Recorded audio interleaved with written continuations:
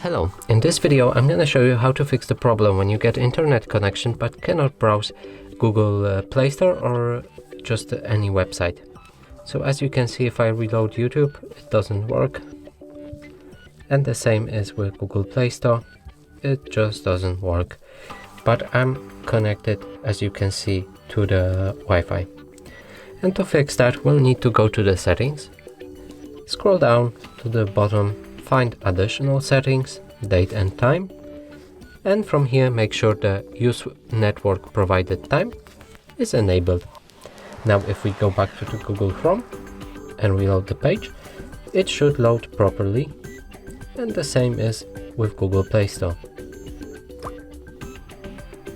And that's it for this video. Hope you like it. Please consider subscribing to our channel, leave a like and a comment below.